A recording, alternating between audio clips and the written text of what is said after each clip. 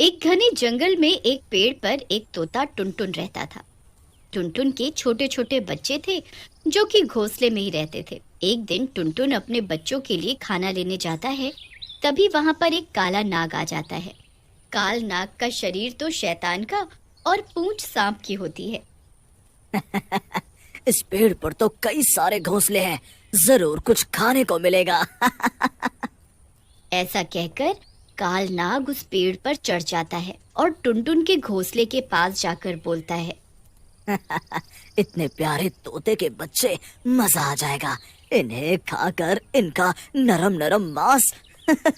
आज तो पार्टी है मेरी। तभी एक बच्चा कालनाग को देखकर बोलता है। ए नाग, यहाँ से भाग जाओ, नहीं तो मेरे पापा टुनटुन आकर तुम्हें मारेंगे।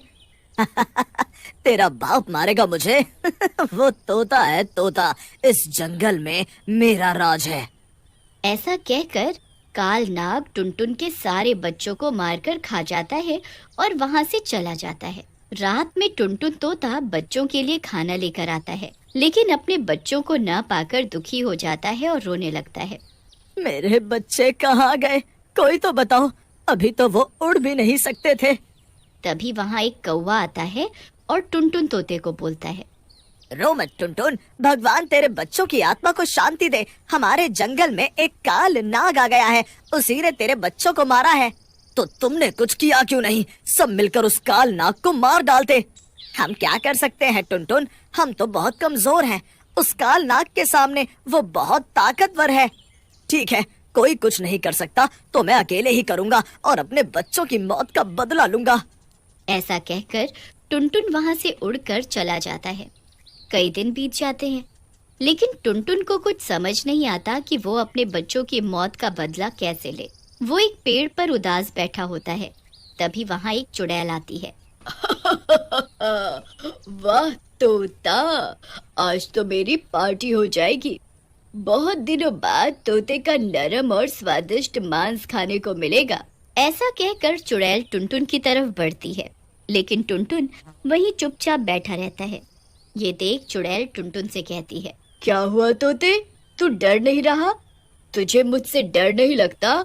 मैं तो तुझे मार कर खाना चाहती हूँ। चुड़ैल की बात सुनकर टुनटुन चुड़ैल से बोलता है। मारना है तो मार डालो, मैं वैसे भी अपने बच्चों के बिना नहीं जीना चाहता और भगवान ने भी मुझे इतना कमजोर बनाया कि मैं उनकी मौत का बदला भी नहीं ले सकता। ऐसे जीने से मरना ही बेहतर है। टुनटुन की बात सुनकर चुड़ैल सोच में पड़ जाती है और बोलती है। चल छोड़ देती हूँ तुझे। तू भी क्या याद करेगा किस दिलदार चुड़ैल से पाला पड़ा था। लेकिन मुझे बता तो सही, क्यों परेशान है तू और तेरे बच्चों को क्या हुआ? फिर चुड़ैल के कहने पर टुनटुन उसे अपने बच्चों के साथ हुई घटना के बारे में बताता है, जिसे सुनकर चुड़ैल बोलती है। तेरे साथ तो वाकई बहुत बुरा हुआ है। चल, मैं तुझे छोड़ देती हूँ, जा उड़ जा, और मैं भी अपने खाने के लिए कुछ और ढूंढती हूँ। लेकिन चुड़ैल के कहने के बाद भी टुनटुन तोता वहीं बैठा रहता है और सोचता है। ये चुड़ैल तो मुझे दयालु लग रही है, क्यों ना इसी के हाथों से उस काल नाग को मरवा दूं। इस तरह मेरा बदला भी पूरा हो जाएगा और उस मरे हुए काल नाग को खाकर इस चुड़ैल की भूख भी मिट जाएगी। टुनटुन को वहीं बैठा देख चुड़ैल बोलती है। बहुत ढीठ है तू, उड़ता भी नहीं। क्या सोच रहा है? चल बता मुझे। चुड़ैल जी, आप इतनी ताकतवर हो, आप मेरी मदद करो ना उस काल नाग से बदला लेने में। मुझे कोई मदद वदद नहीं करनी है। चल अब तू फुट यहाँ से। मुझे पहले से ही बहुत भूख लगी है और मूड खराब है। चल जा यहाँ से। चुड़ैल को ऐसे देख टुनटुन रोता हुआ वहां से चला जाता है। लेकिन चुड़ैल को अपने व्यवहार पर बहुत दुख होता है और वो टुनटुन को ढूंढने लगती है। मैंने उस बेचारे तोते के साथ सही व्यवहार नहीं किया, मुझे उससे माफी मांगनी चाहिए। उधर टुनटुन एक पेड़ पर सो रहा होता है। तभी वहां कालनाग आ जाता है और टुनटुन को देखकर बोलता है। एक और तोता, लगता है इस जंगल में तोते बहुत हैं। मजा आ जाएगा इस तोते को खाकर। कितना मोटा ताजा है ये। कालनाग सोते हुए टुनटुन के पास पहुंच जाता है और जोर से फुफकारता है। कालनाग की फुफकार सुनकर टुनटुन उठ जाता है। उठ गया तोते तू।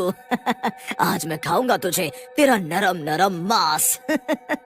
ऐसा कहकर कालनाग अपने विशाल मुंह को टुनटुन की तरफ बढ़ाता है, लेकिन तभी वहां चुड़ैल आ जाती है और उसका मुंह पकड़ लेती है। दुष्ट कालनाग, मेरे होते हुए तू टुनटुन को कुछ नहीं कर सकता। चुड़ैल कालनाग को उठाकर पेड़ से नीचे फेंक देती है। चुड़ैल जी, आपका शुक्रिया, आपने मेरी जान बचा ली, नहीं तो ये काल नाग मेरी जान ले लेता।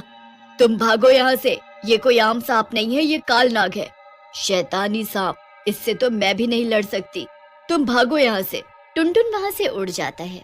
उधर कालनाग गुस्से में उठता है और वो गुस्से से आग उगलने लगता है। चुड़ैल, तूने इस तोते को बचाकर मुझसे दुश्मनी मोल ले ली है। अब मैं पहले तुझे मारूंगा, फिर इस छोटे से तोते को। कालनाग अपने मुंह से आग की लपटें निकालता है और चुड़ैल की ओर फेंकता है। चुड़ैल बुरी तरह झुलस जाती है। आह, ये तो आग निकाल रहा है मुंह से, मैं इसका मुकाबला नहीं कर पाऊंगी, मुझे अभी यहाँ से निकलना चाहिए। ऐसा कहकर चुड़ैल भी वहाँ से भाग जाती है। ये देख कालनाग जोर जोर से हंसने लगता है। क्या हुआ चुड़ैल, कहाँ भाग रही है? बहुत बहादुर बन रही थी तू। कालनाग के एक ही प्रहार ने तेरी सारी हेकड़ी निकाल दी, लेकिन मैं तुझे छोड़ूंगा नहीं। चुड़ैल वहाँ से भागकर टुनटुन तोते के पास पहुँचती है। टुनटुन तोता उसकी हालत देखकर बोलता है, अरे बाप रे, ये दुष्ट कालनाग तो सच में बहुत ही ज्यादा ताकतवर है। मुझे माफ कर दो चुड़ैल जी, मुझे बचाने के चक्कर में आपकी ऐसी हालत हुई। कोई बात नहीं टुनटुन, कई दिनों बाद मेरे हाथों कोई अच्छा काम हुआ है, लेकिन हमें उस कालनाग से जल्दी ही छुटकारा पाना होगा, नहीं तो वो इस जंगल के सभी जानवरों को एक एक करके खा जाएगा।